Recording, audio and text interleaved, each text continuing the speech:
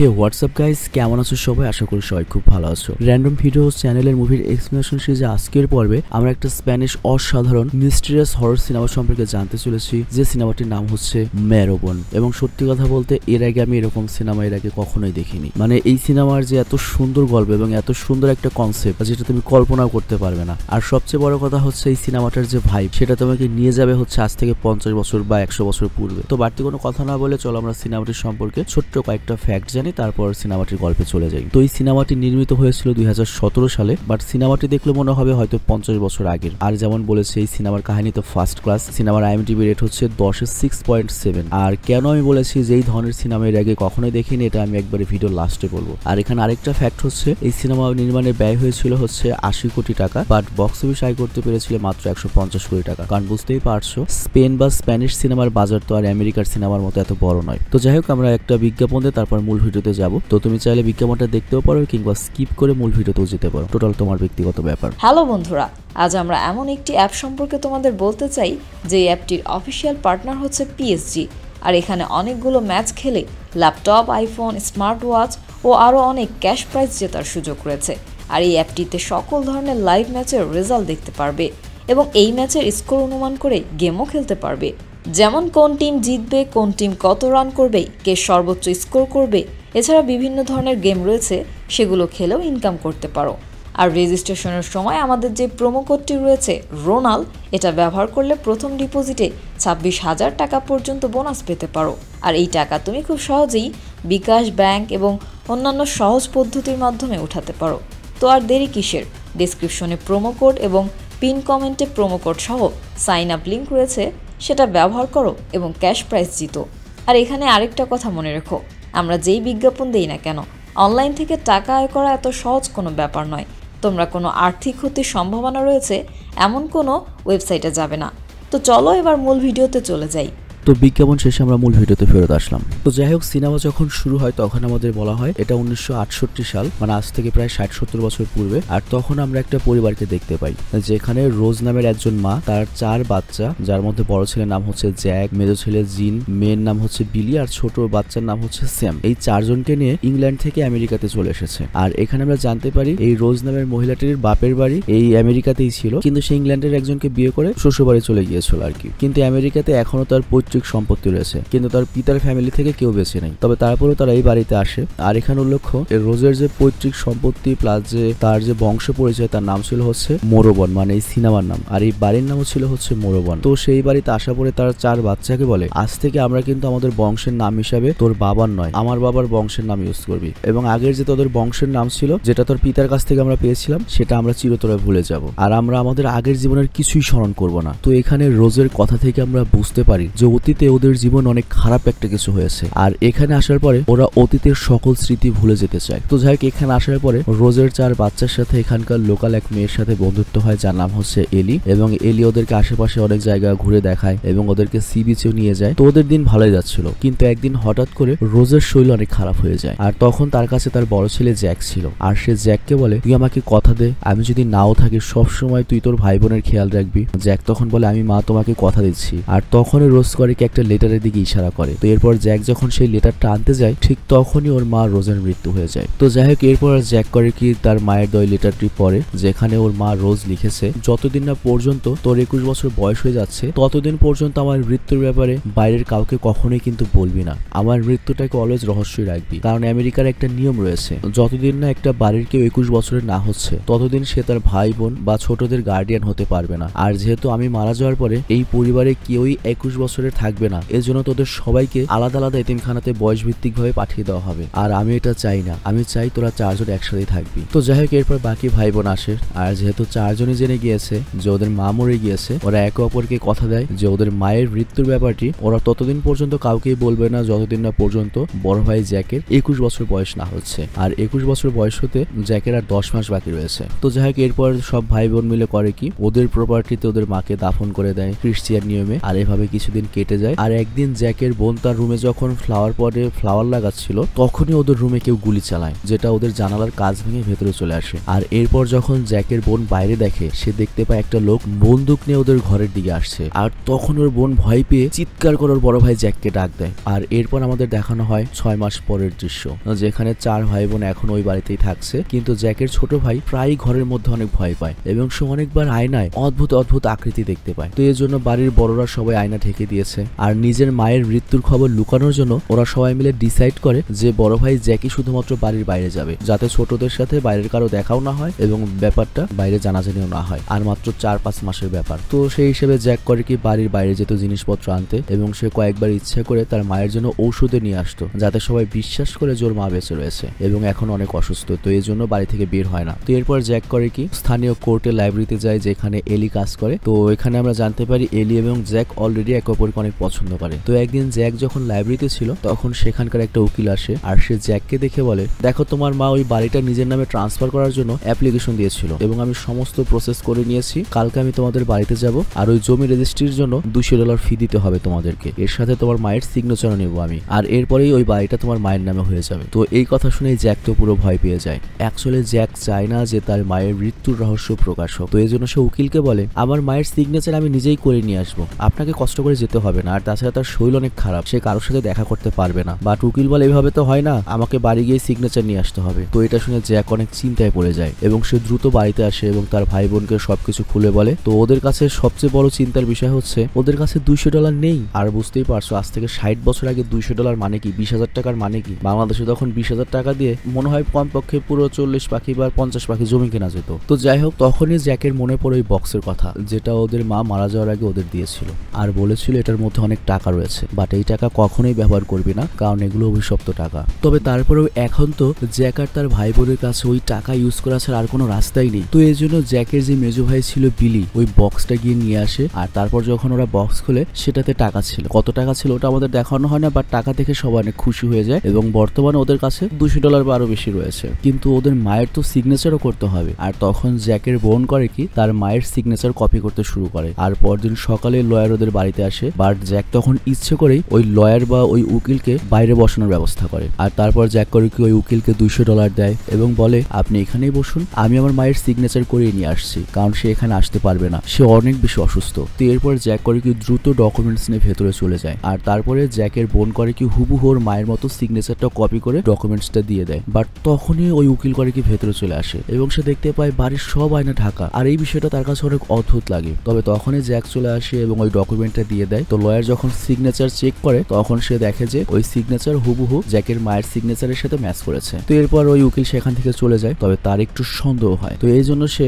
এলির সাথে দেখা করতে যায়, কারণ সে জানে জ্যাক আর এলি একে অপরকে পছন্দ করে। তো এলি হয়তো জ্যাকের সম্পর্কে অনেক কিছু জানবে। তো সে এলিকে জিজ্ঞাসা করে, তুমি জ্যাক আর তার পরিবারকে কবে থেকে চেনো? তো এলি বলে, প্রায় 7-8 মাস ধরে। আর এরপর ওই উকিল করে কি এলিকে জ্যাকের বাবার সম্পর্কেও জিজ্ঞাসা করে। বাট এলি বলে, আমি ওর বাবার সম্পর্কে তেমন কিছু জানি না, বাট আমি জাস্ট এতটুকু জানি যে ওর বাবা অনেক নির্দয়ী মানুষ ছিল আর এই কারণে তারা তাদের বাবাকে ছেড়ে চিরতরে ইংল্যান্ড থেকে আমেরিকাতে চলে এসেছে। আর এইদিকে আমাদের জ্যাকের ছোট ভাইকে দেখানো হয় যে ঘরে কোন একটা কিছুর ছায়া দেখছিল এবং অনেক ভয় পেয়ে যায়। আর তখন জ্যাক তার ছোট ভাইকে জানালার কাছে নিয়ে যায় আর সেখানে দূর থেকে পাহাড়ে এলির বাড়ি দেখায়। আর এরপর জ্যাক করে কি এলিকে লাইট জ্বালিয়ে একটা সিগন্যাল দেয় আর এলি ওই সিগন্যালটা দেখে ফেলে এবং সেও টর্চ জ্বালিয়ে জ্যাককে সিগন্যাল দেয়। মানে ওরা এইভাবেই কথা বলে আর কি। তো পরের দিন এলি আর জ্যাক দেখা করে, যেখানে এলি জ্যাককে তার বাবার সম্পর্কে জিজ্ঞাসা করে। তো জ্যাক তখন বলে, সে একজন শয়তান ছিল, সে আমাদেরকে অনেক জ্বালিয়েছে, কিন্তু এখন সে আমাদের আর বিরক্ত করতে পারবে না, কারণ আমরা তাকে ছেড়ে অনেক দূরে চলে এসেছি, হয়তো সে এতদিনে মারাও গিয়েছে। তো এই কথা বলতে বলতে জ্যাক অনেক ডিস্টার্ব হয়ে যায়। তো এলি তখন তাকে সামলায় আর দূর থেকে ওই উকিল এই সবকিছু দেখছিল। আর এখানে আমরা জানতে পারি সে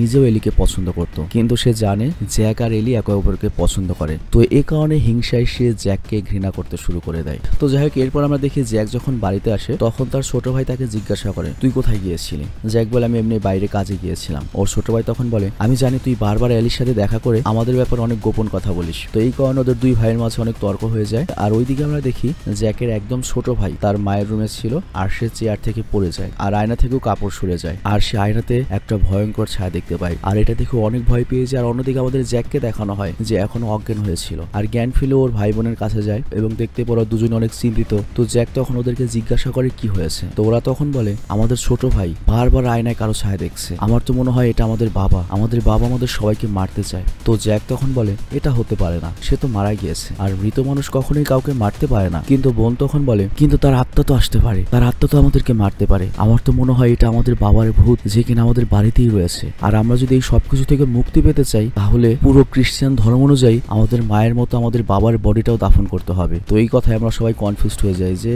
ওদের বাবা না ইংল্যান্ডে ছিল, ওর বাবার বডি এখানে কিভাবে বা কোথায় রয়েছে, ওরা কিভাবে রিচুয়াল করে বা খ্রিস্টান নিয়মে দাফন করতে পারবে। বাট আমরা আরো অবাক হয়ে যাই, জ্যাক তখন ডাইরেক্ট বলে দেয় যে না, সে আমাদের উপর অনেক অত্যাচার করেছে, আমরা তার বডির সাথে কোনো সম্পর্কই রাখতে চাই না, তার বডি আমরা ছুবই না। তো আমরা সবাই কনফিউজড হয়ে যাই। আর এই দিকে এলিকে দেখানো হয়, যার কাছে ওই উকিল আসে এবং বলে আমি অনেক বড় একটা চাকরির অফার পেয়েছি আর আমি এখান থেকে চলে যাচ্ছি, তো আমি চাই তুমি আমার সাথে যাও, তারপর আমরা দুজনে বিয়ে করে নেব। বাট এলি তাকে মানা করে দেয় এবং বলে আমি জ্যাককে পছন্দ করি। আর বুঝতেই পারছো এই লয়ার বা উকিল তো এমনি জ্যাককে পছন্দ করে না এবং সে জ্যাকের সম্পর্কে অনেক তথ্য বের করেছে। আর তারপরে উকিল করে কি নিউজ পেপারের কিছু কাটিং এলিকে দেয় আর বলে এটা জ্যাকের বাবার নিউজ, সে একটা শয়তান ছিল, সে তার বাচ্চাদেরকে অ্যাবিউজ করত আর এরপর তার জেল হয়েছিল, কিন্তু কিছুদিন আগে সে জেল থেকে পালিয়েছে। কিন্তু এটা জানার পরে এলি পুরো কনফিউজড হয়ে যায়, কারণ জ্যাক বলেছিল ওর বাবা হয়তো মারা গিয়েছে। আর এই দিকে জ্যাকের বোনকে দেখানো হয়, সে যখন বাসায় কাজ করছিল তখন চাং থেকে, খাঁটি বাংলা যেটাকে চাং বলে আর কি, বা তোমার ওই কি বলবো ওই টিনের ঘরগুলোতে মাঝখানে রাখার জন্য যে একটা পার্টিশন থাকে যেটাকে ইংলিশে অ্যান্টিক বলে আর কি, ওখান থেকে কিছু আওয়াজ পায়। তো এরপরও করে কি ধীরে ধীরে অ্যান্টিকের দিকে যেতে থাকে। বাট তখনই সেখানে একটা ওর রেকুন দেখতে পায় আর ওই রেকুনটিকে কেউ ভেতরের দিকে টেনে নিয়ে যায়। তো এটা দেখে চরম ভয় পেয়ে যায়, তার মানে অ্যান্টিকের ভেতরে বা ওই চাঙের ভেতরে আসলেই কেউ রয়েছে। আর অন্যদিকে ওই উকিলের কাছে ওই ফার্ম থেকে কল আসে যে আপনাকে যে জব অফারটা করেছিলাম আমরা দুঃখিত, আমাদের আর কোনো লোকের প্রয়োজন নেই, তবে আমাদের একজন পার্টনারের প্রয়োজন রয়েছে। আপনি যদি আমাদের কোম্পানিতে পার্টনার হতে চান তাহলে $5,000 দিয়ে আপনি আমাদের কোম্পানির 50% পার্টনার হতে পারেন। তো ওটা যেহেতু অনেক ভালো একটা কোম্পানি, এই কথা শুনে উকিল তো অনেক খুশি হয়ে যায়। কিন্তু তার কাছে তো $5,000 নেই, মানে বুঝতেই পারছো আজ থেকে 60 বছর আগে 5 লাখ টাকা মানে কত বড় টাকা। 5 লাখ টাকা দিয়ে তখন হয়তো পুরো গ্রাম কেনা যেত বাংলাদেশে, আর আমেরিকানদের কাছেও তখন 5 লাখ টাকা থাকা অনেক বড় ব্যাপার। তো যাই হোক তখনই ওই উকিলের সামনে একটা নিউজ সে দেখতে পায়, যেখানে সে দেখে যে জ্যাকের বাবা আদালতে দাবি করেছিল যে তার 10,000 পাউন্ড চুরি করে তার পরিবার নিয়ে এসেছে। তো তখনই তার মনে হয় তাহলে তো ওই 10,000 পাউন্ড জ্যাকদের কাছেই রয়েছে। 10,000 পাউন্ড মানে $10,000 চেয়ে আরো বেশি। তো যাই হোক এরপর সে জ্যাকের সাথে দেখা করে এবং ওকে ব্ল্যাকমেল করে বলে আমি জানি ওই 10,000 পাউন্ড তোমার কাছে রয়েছে, তুমি জাস্ট ওখান থেকে $5,000 আমাকে দিয়ে দাও, আমি কাউকে কিছুই বলবো না। তো জ্যাক এই কথা শুনে অনেক চিন্তায় পড়ে যায়। অ্যাকচুয়ালি ওর মা ওকে যে বক্সটা দিয়েছিল, ওর মা ওকে বলেছিল এইটা অভিশপ্ত টাকা, এই টাকা ইউজ করিস না, যে টাকাটা জ্যাকের মা ওর বাবার কাছ থেকে নিয়ে এসেছিল। অ্যাকচুয়ালি এখানে আমরা আরো কিছু তথ্য জানতে পারি যে জ্যাকের বাবা একটা অমানুষ ছিল এবং সবচেয়ে ভয়ঙ্কর ব্যাপার হচ্ছে সে তার নিজের মেয়েকে রেপ করেছিল, মানে জ্যাকের বোনকে। আর জ্যাক এটা সাক্ষী ছিল এবং জ্যাক জজের সামনে এটা সাক্ষীও দিয়েছিল, আর এই কারণে ওদের বাবার জেল হয়েছিল। আর তারপর থেকেই জ্যাকের বাবা সব সময় তার বাচ্চাদের কাছ থেকে বদলা নিতে চাইছিল। আর এখানে আমাদের আরো বলা হয় জ্যাক যেদিন থেকে ওই অভিশপ্ত বক্সটা দিয়ে এসে সেখান থেকে $200 বের করে ইউজ করেছিল, সেদিন থেকে তার জীবনে সবকিছু খারাপ কিছু হচ্ছে, তাদের পরিবারে খারাপ কিছু হচ্ছে। তো জ্যাকের ভাই যখন এটা জানতে পারে ও বলে কিছু তো করার নেই, ওই $5,000 তো দিতে হবে, তা না হলে ওই উকিল তো আমাদের পেছনে লাগবে। তো এরপর ওর ছোট ভাই করে ওই চিমনির ভেতরে যায়, যেটা অ্যান্টিকে ঢোকার আরেকটা রাস্তা। তো যখন অ্যান্টিকে বা চাঙের ভেতরে যায় তখনই ও অভিশপ্ত টাকার বক্সটা পেয়ে যায়। কিন্তু বাট ওই মুহূর্তে আশ্চর্যজনক ভাবে একটা লোকের উপর আক্রমণ করে, বাট কোনোভাবে জ্যাকের ভাই নিজেকে বাঁচিয়ে সেখান থেকে বেরিয়ে আসে। আর এইদিকে আমাদের জ্যাককে দেখানো হয় যে এখনো অচেতন ছিল। আর এরপর যখন ওর জ্ঞান ফিরে আসে তখন ওর ভাই সামনে আসে যে আহত ছিল আর বলে অ্যান্টিকে এখন আমাদের বাবা বেঁচে রয়েছে, সে কোনোভাবে হয়তো সার্ভাইভ করছে, সে বৃষ্টির পানি আর ইঁদুর টিঁদুর খেয়ে বেঁচে রয়েছে। তো এটা জানতে পেরে জ্যাক তো চিন্তায় পড়ে যায়। আর এরপর রাতেও আবার করে কি টর্চ দিয়ে এলিকে ইশারা করে, আসলে ইশারাটা ছিল একটা কোড সিস্টেমে কথা বলা, যে পরের দিন ওরা কোন জায়গায় দেখা করবে। তো যাই হোক এরপর সেই জায়গায় এলি যায়, কিন্তু জ্যাক সেখানে আসে না, বাট ওখানেও একটা ডায়েরি পায় যেটা জ্যাকের ছিল এবং জ্যাক এখানে নিজের হাতে তার পুরো স্টোরি লিখে দিয়েছে। তো এখান থেকে এলি জানতে পারে জ্যাকের বাবা একটা শয়তান ছিল, যে ওদের সবার উপর অনেক অত্যাচার করতো, মেয়েকেও রেপ করেছে। আর এই কারণে জ্যাক তার বাবার বিরুদ্ধে আদালতে সাক্ষী দিয়েছে, যে কারণে তার জেল হয়েছিল। আর তারপর থেকে এই পুরো ফ্যামিলি ওদের বাবাকে ভয় পেত, কারণ সে সাইকো ছিল। আর এরপরেই তারা পালিয়ে করে কি ইংল্যান্ড থেকে ইউএসএ তে চলে আসে। কিন্তু একদিন ওর বাবা জেল থেকে পালিয়ে যায়, আর জেল থেকে পালানোর পরে সে তার পরিবার মানে স্ত্রী বাচ্চাদেরকে খুঁজে বের করে মারতে চাচ্ছিল। বাট ততদিনে আমার মায়ের বা জ্যাকের মৃত্যু হয়ে গিয়েছে। আর তোমাদের হয়তো ওই সিনের কথা মনে রয়েছে, যখন জ্যাকের বোন ফ্লাওয়ার পটে ফ্লাওয়ার লাগাচ্ছিল তখনই কেউ এসে গুলি করে, আর এরপর জ্যাকের বোন ভয় পেয়ে জ্যাককে ডেকেছিল। তো ওই গুলি মূলত ওদের বাবাই চালিয়েছিল, আর তাকে দেখে জ্যাকের বোন অনেক ভয় পেয়ে গিয়েছিল। আর এরপর জ্যাক করে কি তার 3 ভাই বোনকে বাঁচানোর জন্য বাবার হাত থেকে ওদেরকে অ্যান্টিকে আটকে দিয়েছিল। আর তারপর সে অভিশপ্ত বক্স সেই 10,000 পাউন্ড নিয়ে গিয়েছিল ওর বাবার কাছে, কারণ সে ভেবেছিল তার বাবা হয়তো টাকা ফেরত নেওয়ার জন্য এসেছে। কিন্তু উল্টো ওর বাবা ওর উপর আক্রমণ করে দেয় এবং ওকে অনেক বাজেভাবে মারে। বাট জ্যাক তখন হাত জোর করে রিকোয়েস্ট করে প্লিজ আমার ভাই বোনকে কিছুই করো না। কিন্তু ওর বাবা তো ছিল একটা শয়তান, সে জ্যাককে ওপর থেকে নিচে ফেলে দেয় আর এর ফলে জ্যাক মারা তো যায় না কিন্তু অজ্ঞান হয়ে যায়। কিন্তু কিছুক্ষণ পরে জ্যাকের যখন জ্ঞান ফিরে আসে সে চেক করতে যায় অ্যান্টিকে তার ভাই বোন রয়েছে কিনা, কিন্তু ততক্ষণে সে এসে দেখে তার বাবা তার 3 ভাই বোনকে মেরে ফেলেছে। তো জ্যাক এই যন্ত্রণা সহ্য করতে পারে না এবং সেই রিয়েলিটি একসেপ্ট করার জন্য প্রস্তুত ছিল না। তো এই ঘটনায় যেটা হয়, জ্যাকের মাথায় মারাত্মক একটা আঘাত লাগে এবং জ্যাকের ব্রেন শট হয়ে জ্যাকের ভেতরে মাল্টিপল পার্সোনালিটি ডিসঅর্ডার হয়ে যায়। আর এই কারণে সে তার ভাই বোনকে চোখের সামনে দেখতে শুরু করে এবং এর সাথে তাদের কণ্ঠে কথা বলতে শুরু করে। সে নিজেই নিজের সাথে কথা বলতো, আবার নিজেই ভাই বোনদের কণ্ঠে জবাব দিত। আর এই জন্যই সে তার বাড়ির সকল আয়না কভার করে দিয়েছিল, কারণ সে যখন তার ভাই বোনের কণ্ঠে জবাব দিত তখন সে যদি তার নিজের চেহারা আয়নায় দেখে ফেলতো তখন তার পুরো কল্পনার দুনিয়া ভেঙে যেত। তো এই জন্য নিজেকে কল্পনার দুনিয়া রাখার জন্য এবং সত্য থেকে নিজেকে দূরে রাখার জন্য এবং তার ভাই বোন যেই দুনিয়াতে নেই এটা মেনে না নেওয়ার জন্য সে তার বাড়ির আয়নাগুলো কভার করে রাখতো। তো যাই হোক, এরপর ওর বাবা যখন ওর ভাই বোনকে মেরেছিল তখন ও ওর বাবার উপর আক্রমণ করে এবং তাকে ওই অ্যান্টিকেই বন্দী করে দেয়। আর এরপর বাইরে ইটের দেয়াল তুলে দিয়েছিল যাতে ওর বাবা সেখানেই মারা যায়। তো এই জন্য সবসময় বলতো হয়তো আমার বাবা মারা গিয়েছে, কিন্তু দুর্ভাগ্যবশত সেখানে বৃষ্টির পানি যায় এবং ইঁদুর কাঠবিড়ালি ওইসব খেয়ে তার বাবা এখনো বেঁচে ছিল। তো এলি যখন এইসব সত্য জানতে পারে ওর চোখে পানি চলে আসে, বুঝতে পারে জ্যাক কি সহ্য করেছে, কিসের মধ্যে দিয়েও গিয়েছে। আর ও তো ওর ভাই বোনকেও চিনতো। আর গত 4-5 মাস ধরে এলি জ্যাকের ভাই বোনকে দেখেনি এবং জ্যাক দেখা করতে দেয়নি, বাড়ি যেতে দেয়নি। তো এটাই ছিল এই কারণ। তো যাই হোক, আসলে ব্যাপারটা হচ্ছে যখনই আমাদের জ্যাকের ভাই বোনকে দেখানো হতো এই সিনেমাতে আমাদের ওগুলো জ্যাকের চোখ দিয়ে দেখানো হয়েছে, যে কারণে আমাদের কাছে মনে হয়েছে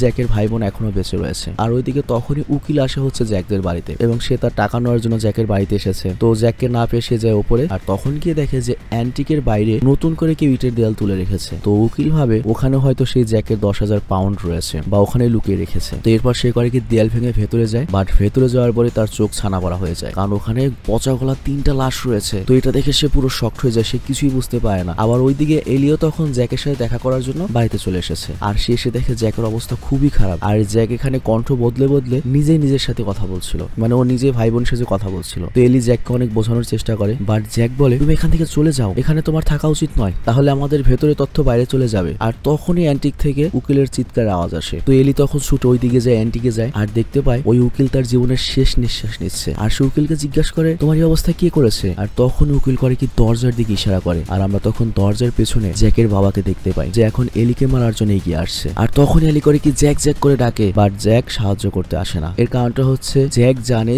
যে অ্যান্টিকে তার বাবা রয়েছে, আর অ্যান্টিকে যেতে সে অনেক ভয় পায়, তার বাবাকে সে অনেক ভয় পায়। কিন্তু হঠাৎ করে জ্যাক তার ছোট ভাইয়ের পার্সোনালিটিতে চলে আসে এবং ছোট ভাইয়ের কণ্ঠে কথা বলতে শুরু করে। এলিও এটা শুনে, আর তখনও করে কি জ্যাককে তার ছোট ভাইয়ের নামে ডাকতে শুরু করে। আর ছোট ভাইয়ের পার্সোনালিটিতে যখন ডাকে তখন জ্যাক করে কি তার ভাইয়ের পার্সোনালিটিতে এসে একটা গান নিয়ে উপরে আসে। আর ওইদিকে জ্যাকের বাবা যখন এলির উপর আক্রমণ করবে তার আগেই জ্যাক করে কি তার বাবাকে মেরে ফেলে। আর এর 3 মাস পরের দৃশ্য আমাদের দেখানো হয়, যেখানে জ্যাকের বয়স 21 হয়ে গিয়েছে, সে প্রপার্টির মালিক হয়েছে এবং এলিও জ্যাকের খেয়াল রাখছে এবং জ্যাককে মানসিক হসপিটাল থেকে ডিসচার্জও করে দেওয়া হয়েছে। কিন্তু তারপরেও ডক্টর এলিকে ওষুধ দেয় এবং বলে এই ওষুধ জ্যাককে অবশ্যই দেবে, তাহলেই জ্যাক রিয়েল ওয়ার্ল্ডে থাকতে পারবে, তা না হলে ওর সবসময় মনে হবে ওর ভাই বোন বেঁচে রয়েছে এবং চোখের সামনে ওর ভাই বোনকে দেখতে পাবে। তো যাই হোক, এলি যেহেতু জানে যে জ্যাক তার ভাই বোনকে অনেক বেশি ভালোবাসে, তাদেরকে ছাড়াও থাকতে পারবে না, তো এর জন্য এলি কখনোই জ্যাককে ওই ওষুধ দেয় না, তবে জ্যাকের অনেক ভালোভাবে খেয়াল রাখে। আর জ্যাকও তার ভাই বোনকে দূরের মাঠের শান্তিতে খেলতে দেখতে পায়, কারণ সে এখনো মনে করে তার ভাই বোন বেঁচে রয়েছে। আর এর ফলে তার মন আর মস্তিষ্ক সবসময় শান্তিতে থাকে। আর এলিও সবসময় এখন থেকে জ্যাকের সাথে থাকে এবং ডিসাইড করে নিয়েছে সে সারা জীবন জ্যাকের সাথে জ্যাকের বাড়িতেই থাকবে। আর এখানেই এই অসাধারণ সিনেমাটি শেষ হয়ে যায়। তো যাই হোক, তোমাদের কাছে এই সিনেমাটি কেমন লেগেছে সেটা কমেন্টে অবশ্যই জানাবে। ভালো থাকবে, সুস্থ থাকবে, টেক কেয়ার, আল্লাহ হাফেজ।